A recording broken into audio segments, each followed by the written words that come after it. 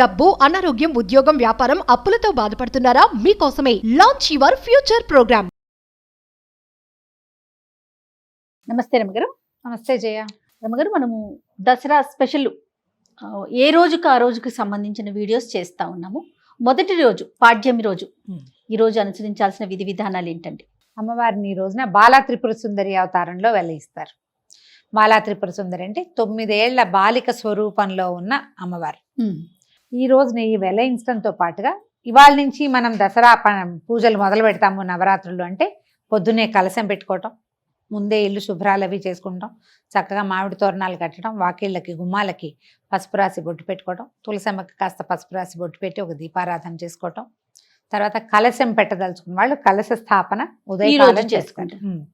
కలశం పెట్టడము, అఖండం పెట్టదలుచుకుంటే అఖండం కూడా ఒక చిన్న మంచి మూకుడు, పెద్ద సైజు మూకుడు తీసుకోవటం, దానికి పెద్ద ఒత్తి, దానికి సరిపడా కొంచెం లోపల 2-3 చుట్లు వచ్చి పైకి ఒత్తి వచ్చేలాగా పెట్టుకోవాలి. కరెక్ట్ గా వేసామనుకో ఒత్తి ఇదైపోతుంది కదా, కొడి తీసిన కొద్దీ ఒత్తి చిన్నదైపోతుంది.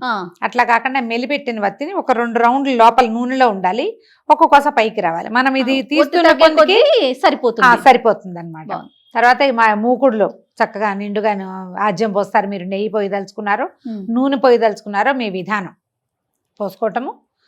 వెలిగించి ఒకచోట కదలకుండా జాగ్రత్తగా రక్షించగలిగే ప్రదేశంలో, చిన్నపిల్లలు ఉండకూడదు, గాలి తగలకూడదు, ఇతరత్ర నడిచే వాళ్ళ బట్టలు రెపరెపలు వస్త్రాలు తగలటము లాంటివి జరగకూడదు. అట్లా చక్కగా మంచి ఏర్పాటుగా ఒకచోట అఖండం వెలిగించి పెట్టుకోవటం, అఖండం పెట్టడము. తర్వాత ఈ కలశ స్థాపన చేసుకోవటము. ఒక వినాయకుడిని పెట్టుకుని చిన్న పసుపు గణపతిని చేసి వినాయకుడిని ఆవాహన చేసి తర్వాత విసర్జన కూడా చేసి పక్కకు పెట్టుకోవటం.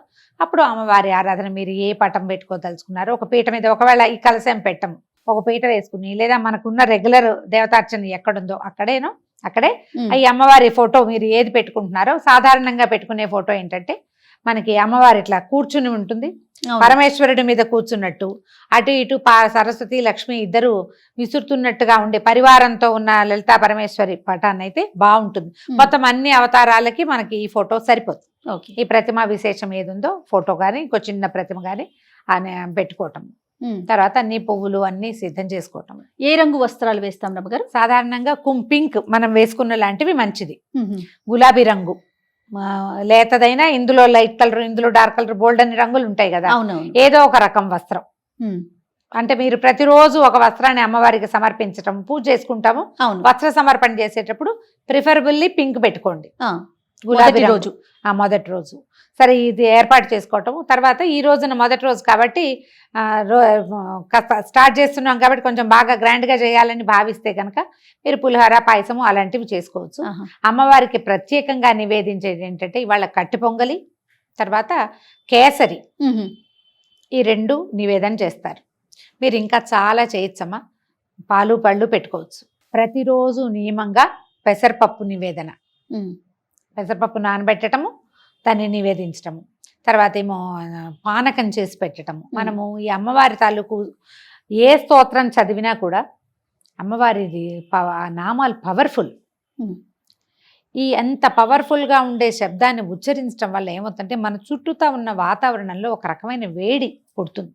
ఏదైనా సరే ఏ అమ్మవారి నామం అయినా కూడా దాంట్లోంచి ఒక ఉష్ణం వెలువడుతుంది, వేడి వెలువడుతుందని చెప్తారు. దానికోసం అనేది చల్లబరచడం కోసం అమ్మవారికి మనం పానకము, పెసరపప్పు తప్పకుండా నివేదించాలి. మిగిలినవి ఏవి చేసినా చేయకపోయినా ఇది చెయ్యాలని పెట్టుకోండి. ఇంత చాలా చేయొద్దు, ఇంత సులువుగా చేసి పెట్టుకోండి. బెల్లం నానబెట్టడం, పంచదార పానకం చేయొచ్చు, పనికొస్తుంది. పంచదార పానకం కూడా చలవని చెప్తారు. కొంచెము ఏలక్కాయలు, తర్వాత ఒక చిటికెడు పచ్చకర్పూరము, కొంచెం మిరియాలు, వీలైతే అవి గ్రైండ్ చేసి పక్కన పెట్టుకోండి. ఈ 10 రోజులు వాడుకోవడానికి పనిచేస్తుంది. అలానే ఆ చేత్తో ఈ చేత్తో ముట్టుకునేవి కాకుండా కొంచెం పై ఎత్తున జాగ్రత్తగా పెట్టుకోవటము, పానకం నివేదన చేసుకోవచ్చు. అక్కడి నుంచి అమ్మకి బాలా త్రిపుర సుందరికి సంబంధించినటువంటి స్తోత్రాలు చదువుకోవచ్చు. మీకు స్తోత్ర నిధి యాప్లో బాలా త్రిపుర సుందరి అష్టోత్తర శతనామావళి దొరుకుతుంది. అష్టోత్తర స్తోత్రము దొరుకుతుంది, శతనామావళి దొరుకుతుంది. ఆ 2 చదువుకోవటం మీ వల్ల అవేమీ కాదు. శ్రీమాత్రే నమః అంతే. మీరు దానికి ఒక లెక్క పెట్టుకోండి. శ్రీమాత చిన్నది కదా, అలా అనంగానే పూజ అయిపోయినట్టుగా అనిపించదు మనకి. 108 మీరు ఒక మాల పెట్టుకుని 108కి పూసలున్న మాలలు దొరుకుతాయి కదా, అవునండి. మాలతోటి అమ్మవారిని నమస్కారం చేసుకోవటం. ఆ మాలని మీరు 108 సార్లు జపం చేస్తే చాలా పర్ఫెక్ట్ గా సరిపోతుంది, చేయగలిగితే గనక. ఇంకా కుంకుమ పూజ కూడా ఈ రోజు నుంచి మొదలు పెట్టుకోవచ్చు. మనం చిన్న ప్రతిమ విశేషం ఏదైనా పెట్టుకున్నాం, ఇట్లా ఉన్న ప్రతిమ లేదు మన దగ్గర, చిన్న గుండ్రటిది లలితా త్రిపుర సుందరివి మనకి రాగిది పెట్టుకోవచ్చు, చాలా మంచిది. వెండిదో లేకపోతే పంచలోహాలదో, బంగారు రూపు ఏదైనా లక్ష్మీ రూపు ఉందనుకోండి మన దగ్గర, దాన్నే త్రిపుర సుందరిగా భావించి బొట్టు పెట్టి పెట్టుకోవచ్చు. లక్ష్మీ రూపులు అందరి ఇళ్లలోనూ ఉంటాయి, ఏదో ఒక శ్రావణ మాసంలో కొనుక్కుంటాం కదా. పసుపు పెట్టండి, దాని మీద బొట్టు పెట్టండి, తయారైపోయింది అమ్మ. ఇక ఒక చిన్న దీంట్లో పళ్ళెంలో సెపరేట్గా పెట్టుకోండి, ఒక తమలపాకు వేసి దాని మీద ఈ అమ్మవారి ప్రతిమ విశేషం మన దగ్గర ఏది ఉంటే అది పెట్టుకోవటము. మీరు ఒకవేళ 108 సార్లు కాకపోతే ఇంత సమయం పెట్టుకుని చేసుకుంటాం అనుకోండి జపం, అమ్మవారిని తలుచుకుంటాం, అప్పుడు ఒక చిటికెడు కుంకుమ పట్టుకోవటం, వేసేయటం దాని మీద, అమ్మవారి మీదకి సమర్పించేసేయటమే. తర్వాత నివేదన చేసుకోవటము. మళ్ళీ సాయంకాలం పూజకి మనము ముత్తైదువులను పిలుచుకొని పేరెంట్ లాగా చేసుకోవచ్చు. ఎవరైనా పిలుచుకోవచ్చు, ఎవరినైనా ఒక్క ముత్తైదువునైనా పిలిచి పొద్దు నుంచి సాయంత్రం లోపల మీరు ఏది నివేదన చేసినా పనికొస్తుంది. ఏ పండు నివేదన చేసినా సరే. మీరు ఇది కాకుండా ఒకవేళ ఇలా చేయలేము, మామూలు వంట చేసుకుంటాం, అన్నం పప్పు కూర ఏవో చేసుకుంటాం కదా, మహానివేదన అది కూడా నివేదన చేయొచ్చు. పాత్ర ఏ పాత్రలో వండుతామో ఆ పాత్రతో సహా తెచ్చి పెట్టచ్చు. లేదా ఒక అరిటాకులోనో ఒక వెండి పళ్ళెంలోనో, మనం ఎంగిల్ చేసిన పళ్ళాలు కాకుండా రోజువారీ మనం తినేవి కాకుండా ఒకవేళ అందులోనే ఉంటే దాంట్లో ఒక అరిటాకు వేసేయండి. అరిటాకులో ఈ చక్కగా అన్నము కూర పప్పు వేయటము, దాని మీద కొంచెం నెయ్యి వేసి ఒక చిన్న బెల్లం ముక్క, ఒక చెంచాడు పెరుగు వేసి చక్కగా నివేదన చేయండి. పూర్తి స్థాయి ఆహారం వచ్చినట్టు. కాదరమ్మ గారు, మనం ఇంట్లో తయారు చేసుకునే ఆహార పదార్థాల మీద కూడా బెల్లము నెయ్యి వేస్తే గనక అది పూర్ణ నివేదన కింద మనం ఇంకేం లేదు, ఒట్టి అన్నమే వండేవు నువ్వు, అన్నమే ఇంకేం వండలేదు, ఒట్టి అన్నం మీద కూడా ఓ బెల్లం ముక్క పెట్టడం, కొంచెం నెయ్యి వేయటం, ఇది పూర్తి నివేదన కింద అవుతుంది అన్నమాట. ఇది సమర్పించుకోవటము, ఒక నమస్కారం చేసుకోవటం. ఇప్పుడు ఈ మొత్తం ఈ 9 రోజుల్లో మనం చేసుకోగలిగేవి ఏంటంటే, రోజు లలితా సహస్రనామ పారాయణ చేసుకోవచ్చు. పొద్దున ఒకసారి, సాయంత్రం మళ్ళీ. ఒకవేళ కాదు ఇంకొకటి ఏదైనా చేయాలంటే లక్ష్మీ అష్టోత్తరం పారాయణ చేసుకోవచ్చు ప్రతిరోజు. లక్ష్మీ సహస్రనామం చేసుకోవచ్చు ప్రతిరోజు. ఈ 9 రోజులు ఏంటంటే మహాకాళి, మహాలక్ష్మి, మహాసరస్వతి రూపాలలోనే అమ్మవారు కొలవబడుతుంది. మీరు ఏ రూపంలో భావించినా ఆ రూపంలో మనకి కనపడుతుంది, మనం వెంటుంటుంది. ఎలా కావాలంటే అట్లా చేసుకోవచ్చు. అయితే లలితా సహస్రనామం చేసుకోవాలంటే సహస్రనామం చదువుకోవటం, ఓ చిటికెడు కుంకుమ పట్టుకోవటం, చదువుకోవటం. ఈ కుంకుమని అమ్మవారికి సమర్పించేయండి. నివేదన చూపించి ప్రతిరోజు అమ్మవారిని కదపాలా, ఇలాంటి ప్రశ్నలు వస్తాయి. ఏమీ కదపద్దు. ఈ 9 రోజులు కూడా అలా కదిపే పని లేదు. మీరు పటం పెట్టుకున్నా, ప్రతిమా విశేషం పెట్టుకున్నా, కలశం పెట్టుకున్నా అమ్మ అక్కడ చక్కగా కూర్చుని ఉంటుంది. మనకి లలితా సహస్రనామంలో బాలా త్రిపుర సుందరి ప్రస్తావన చాలా క్లియర్గా చక్కగా స్పష్టంగా కనపడుతుంది. లలితా సహస్రనామాలు చూసుకుంటే మనం సహస్రనామం మనకి ఎట్లా నడుస్తుందంటే, అమ్మవారి సౌందర్య వర్ణన చేసిన తర్వాత భండాసుర వధ కోసం ఉద్యుక్తురాలై అమ్మ వెళ్ళినట్టుగా కనిపిస్తుంది. మొదటి రోజు అండి, అసలు మనకి లలితా సహస్రనామాల్లో అదే కనిపిస్తుంది. అదే మొదటి రోజునే బయలుదేరింది అనుకుందాం. ఈ బయలుదేరినప్పుడు ఆవిడ ఎలా వెళ్ళింది, ఎక్కడి నుంచి వచ్చాడు ఈ భండాసురుడు?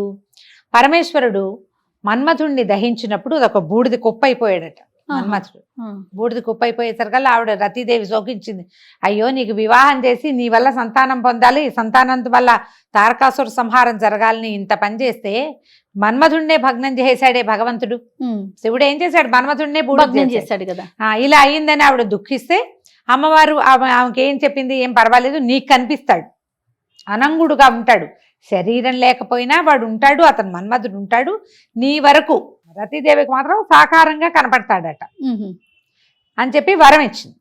అయితే ఈ బూడిద కుప్పలా పడిపోయింది కదా, ఈ కుప్పలా పడిపోయిన బూడిదని ఈ పరమేశ్వరుడి యొక్క వెనకాల ఉంటారు కదా శివగణాలు, ఆ గణాలలో ఒకడు దాన్ని ఇట్లా ప్రతిమలాగా చేశాడు, ఒక బొమ్మ చేశాడట ఆ బూడిదతోటి. అప్పుడు అయ్యో అన్నారు, భండ భండ అన్నారు, ఇదేమిటి అని. ఆ భండు ఆ బూడిదతోటి తయారు చేయబడిన వాడు ఒక రాక్షసుడుగా మారాడు. శివుని దాంతో చేసిన వాడు శివుడు కాల్చిన బూడిద మన్మథుడి బూడిదే అది. కానీ మన్మథుడికి శరీరం వచ్చేసింది, అవశేషం కదా. ఈ అందుకని బూడిదలో చేతులు పెట్టి ఆడకూడదు అలాంటివి చెప్తారు కదా పెద్దవాళ్ళు. ఎందుకు? ఈ భండాసురుణ్ణి సంహరించడానికి లలితా త్రిపుర సుందరి తన సైన్యంతో సహా వచ్చింది. అందులోనే మనకి వారాహి వాళ్ళందరి స్వరూపాలు కనపడతాయి. లలితలో కనిపిస్తుంది ప్రత్యేకంగా. ఈ భండపుత్ర వధోద్యుక్త బాలా విక్రమనందిత అని ఒక నామం ఉంది. భండుడి యొక్క కుమారుణ్ణి సంహరించింది అమ్మవారు. ఏది కుమారి రూపంలో. బాల విక్రమనందిత అని చెప్తారు. బాల యొక్క విక్రమాన్ని చూసి సంతోషించింది అమ్మవారు. అమ్మవారి పుత్రికగా చెప్తారు ఈ బాలా త్రిపుర సుందరిని. మనం ఏమనుకుంటే ఆమె యొక్క బాలికా రూపం అనుకుంటాము. ఇట్లా చూపిస్తారు. మనం ఎట్లాగైనా చేయొచ్చు. ఓకే. అయితే ఈ రూపాన్ని మనం ఎట్లా ఆలోచించాలి? ఒక 9 సంవత్సరాల చిన్న కన్యకా స్వరూపం. మనకి ఫోటోలు కూడా కనిపిస్తాయి. చక్కగా పట్టుకుని వస్త్రాలు అవి చాలా ముచ్చటగా ఉండి లంగా జాకెట్ వేసుకుని జడ ముందుకు వేసుకుని ఉన్న బాలా స్వరూపం ఎంత అత్యద్భుతంగా ఉంటుందో. అవును. అమ్మవారి యొక్క ప్రార్థనా శ్లోకం ఏదైనా ఒకటి తీసుకుని బాల చదువుకోవచ్చు. నెంబర్ ఆఫ్ టైమ్స్ మీరు 108 పెట్టుకోండి. ఒక శ్లోకం చెప్తారా రమ్మగారు? చెప్తాం. అరుణ కిరణ జాలై రంజితా సావకాశ విధృత జపవటీకా పుస్తకా భీతిహస్త ఇతర కరవరాఢ్య ఫుల్ల కల్హార సంస్థ నివసతు హృది బాల నిత్య కళ్యాణశీల. ఇది ఒక శ్లోకం. ఇందులో ఇంకొకటి ఉంది. మాలాశ్రుని పుస్తక పాశహస్తాం బాలాంబికాం శ్రీలలితా కుమారీం కుమార కామేశ్వర కేళిలోలాం నమామి గౌరీం నవవర్ష కన్యాం. శ్లోకంలోనే నమామి గౌరీం నవవర్ష కన్యా, 9 ఏళ్ల కన్యకా స్వరూపంలో ఉండి కామేశ్వర కేళిలోల, కామేశ్వరుడితోటి ఆడుకునేందుకు సంతోషించేటువంటి అమ్మని నేను కొలుస్తాను. శ్లోకంలోనే చెప్పబడింది. ఈ 9 ఏళ్ల కన్యకా స్వరూపంలో ఉన్నటువంటి బాలని ఈ తొలి రోజున మనం అర్చన చేస్తాం. మీరు ఇదంతా చెయ్యం. ఒట్టి నమస్కారం, దీపారాధన చేయండి, పంచోపచారాలు చేయండి, దీప ధూప నైవేద్యాలు అంతే. మధ్యలో గంధ పరికల్పన, పుష్పం కానీ గంధం కానీ పరికల్పన చేయండి. పువ్వులు పెట్టండి. పువ్వులు పెట్టడం, దీపం ధూపం నైవేద్యం, నమస్కారం. ఆ నమస్కారంతో ఏదైనా ఒక్క ప్రార్థనా శ్లోకం. ఈ ప్రార్థనా శ్లోకం నేను చెప్పింది వివరంగానే వినపడుతుంది కాబట్టి ఇదే మీరు 11 సార్లు, 21 సార్లు, 40 సార్లు లేదా 108 సార్లు చక్కగా సాకల్యంగా చదువుకోవచ్చు. మంచి ప్రార్థనా శ్లోకం. ఈ శ్లోకాన్ని నేను ఎక్కడి నుంచి తెచ్చానంటే వేములవాడ రాజరాజేశ్వర స్వామి దేవస్థానంలో ఒక గోడ మీద శిలాఫలకం మీద ఉన్నాయి ఈ 2. ఓహో. నేను ఎప్పుడో వేములవాడ వెళ్ళినప్పుడు అది కనపడేసరికి అలా తెచ్చుకున్నాను నేను. అదే నాకు విడిగా ఎక్కడ పుస్తకాల్లో ఇవి కనిపించలేదు. మీకు ఎక్కడైనా దొరికితే అది చదువుకోండి. స్తోత్రనిధి యాప్లో బాలాంబికది మనకి అష్టోత్తరం దొరుకుతుంది. అష్టోత్తర శతనామావళి చెప్పుకోండి, పువ్వులు సమర్పించండి, నమస్కారం చేసుకోండి. సాయంకాలం ఇదే మనం రిపీట్ చేస్తాం. ఉదయం ఒట్టిగా నమస్కారం చేసుకుని లలితా సహస్రం ఏదో చదువుకుంటే, సాయంత్రం ఈ విశేష సేవ ఉంది కదా, ఏదైతే మనం బాలాంబికకి చేసుకుంటామో అది చేసుకుని నమస్కారం చేసుకోవటమే. మళ్ళీ రేపొద్దున ఇంకొక దేవతామూర్తిని అర్చన చేసుకుంటాం. సంతోషం గారు. నమస్తే. నమస్తే.